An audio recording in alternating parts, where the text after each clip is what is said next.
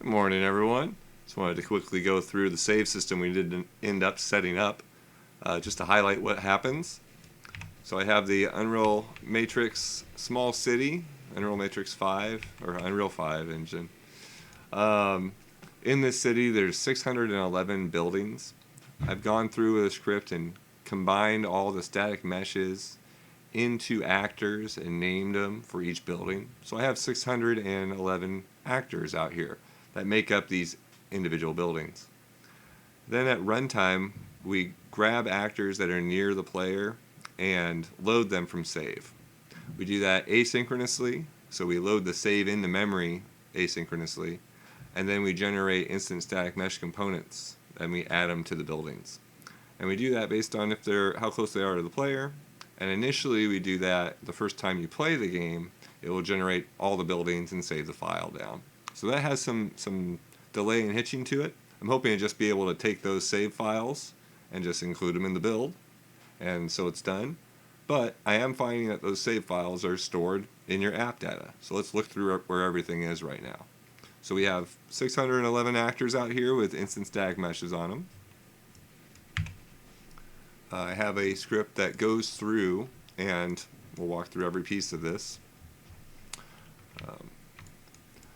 I have a begin play on the script. This is going to grab my massive mesh manager. This is what's managing all the physics pooling in the world, and just store that. I then have a save object. This is my building save. So let's go ahead and look at that file. It's a blueprint. That's a blueprint saved object. So let's make one of them. Right click, blueprint class, all classes save. You'll find save game right here, and so you'll want to make it of a save game class. Inside my save game class, which shows up here as a parent class, is one variable I added. So I just went ahead and did new variable and changed it to a different, whatever variable you want. So this is where you're putting all your stored data in that save file. If you want to store an integer or a player name, you could just store a string here. So player name's a good one, right? So we store a string, put it in here, save it. This would let you have a variable, and we could rename it to player name, that we could then save and have now be part of this save file. What I have is a structure, an array of structures. What this array of structures is meshes to their transform array. And that's a custom structure I set up. Here, you can do that by going blueprints structure, and then you open that up and you'll need to add two variables within it. This will let you do an array of these custom structures of variables, which is a soft reference to my static mesh and an array of the transforms that make up that static mesh's use in this one actor or one building. So I'm going to have a structure of instance locations and transforms, which is right here, of that one mesh. And then within my save data, I'm going to have an array of meshes. So it's going to save all the meshes with their placements. And then we also have this name we just added in here to mess stuff up. When we go back to my script, we're then making a instance of that save object that we're going to use to store all of our data in as we run this script that fills the interior buildings. And we save that as a save data. We're going to look and say, hey, does this save exist? Which is my default save. This is really just me triggering my generation of buildings. So I'm just creating something to say, hey, is there a save file out there? If there is, then don't generate all the buildings. If there isn't, then go ahead and generate all the buildings. So this is just simply a trigger I have so that when I have a packaged game, the packaged game can look for a save file as its trigger point to generate all the buildings interiors. Because I can't change it on this. Well, maybe I can change it on this blueprint runtime, on the first runtime. But basically, this is how I'm triggering that first runtime to actually do the building and fill out the interiors. So initially, when you first play a packaged game, it's not going to have any save files. So it's going to trigger this and say, hey, there's no save data. Go ahead and fill the buildings.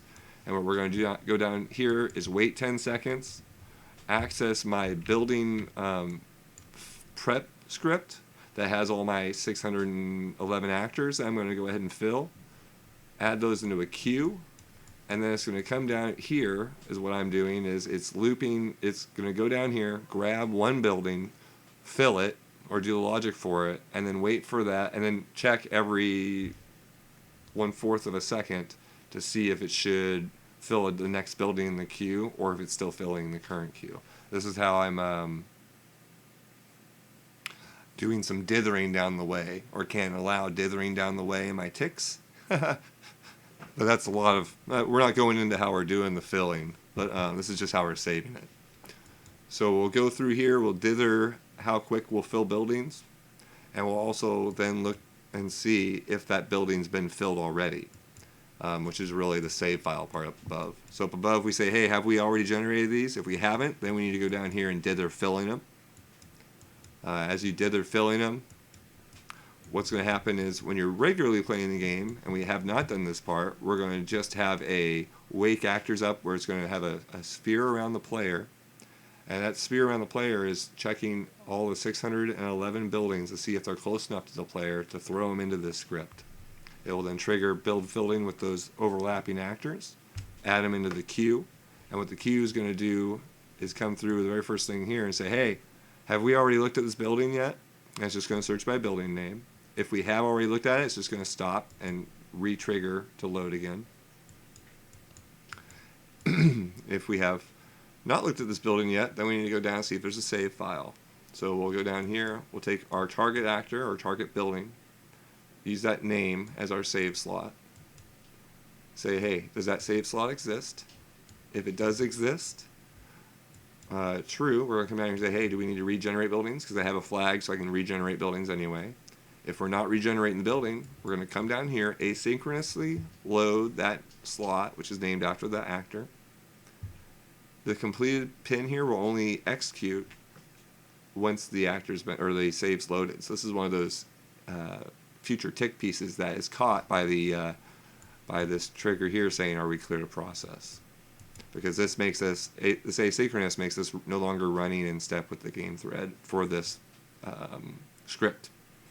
So we have to have a way to trigger and check for that, which I'm doing with clear to process right here. So clear to process means we can do the next save load or the next building generation.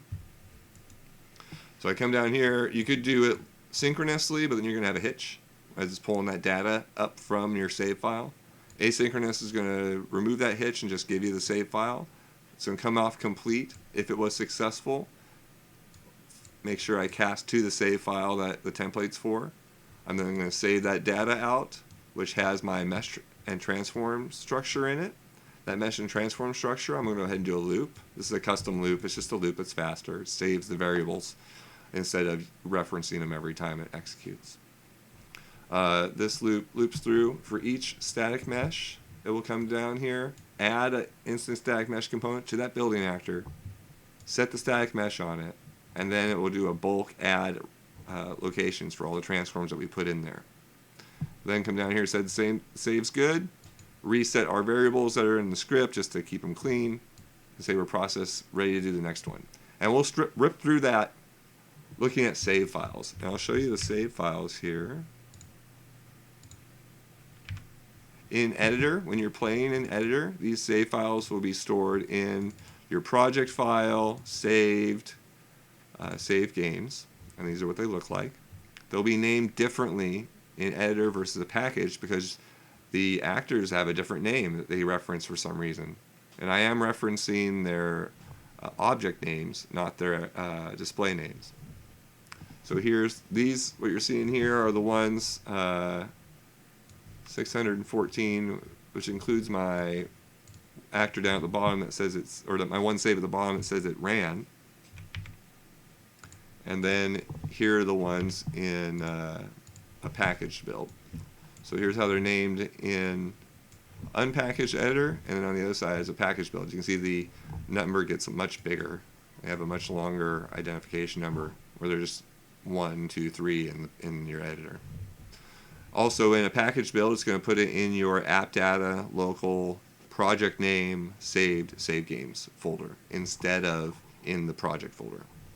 So I'm hoping to take these saves I've already generated here and copy them and put them into maybe the player's saved location, or change where this location is, so that they don't have to actually generate these files. But if they do want to generate these files, that's what we've been looking at here. We'll go ahead and generate it and save it.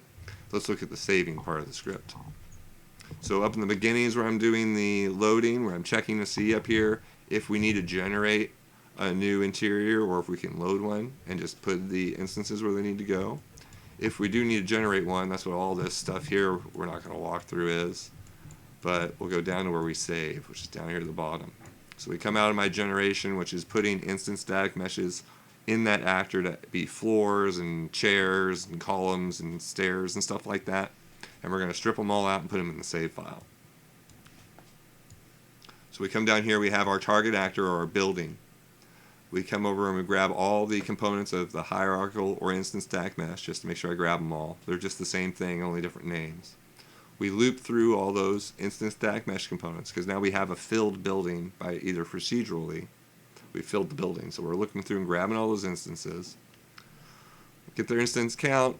We go through and grab each transform, throw it in a transform array, and then we'll save that into our save data structure. So we're going to have a new save data structure that was created up above because we couldn't load one. We go ahead and read into it just by adding on this static mesh we found. We go ahead and read in all those pieces. This could read in 2 static meshes, which will overwrite them. And I'm just going through and with the expectation that I'm only have a single mesh in a building. And I've made sure on my side, when I generate my buildings, they have one mesh and a bunch of instances. There's never the same mesh and a bunch of extra instances. So that's on me.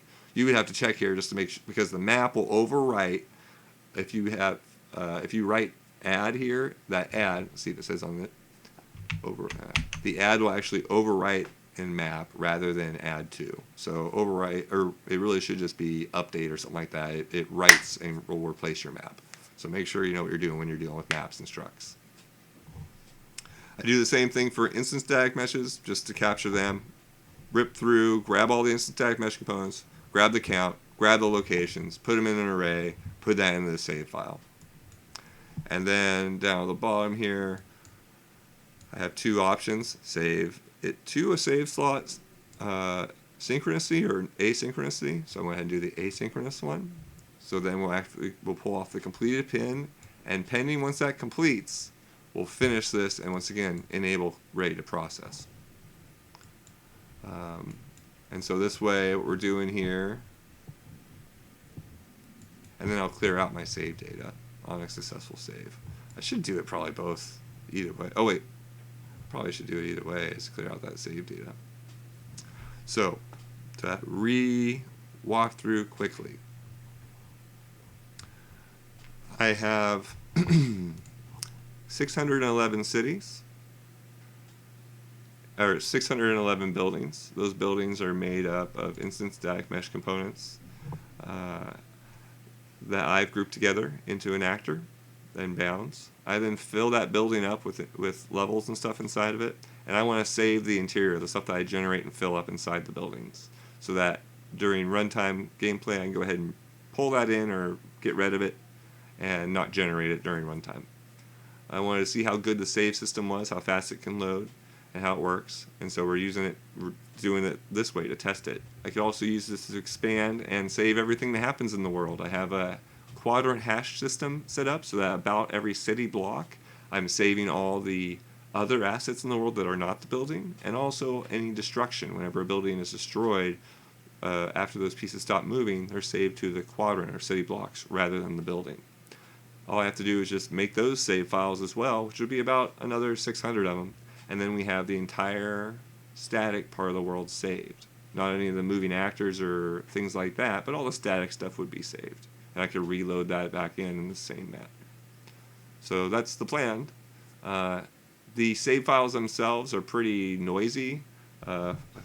Just looking at one, you'll see it has a lot of full English text on what the stuff is called, lots of separators. I think it's probably because of, like anything, having to be generic and support anything that you put into that blueprint.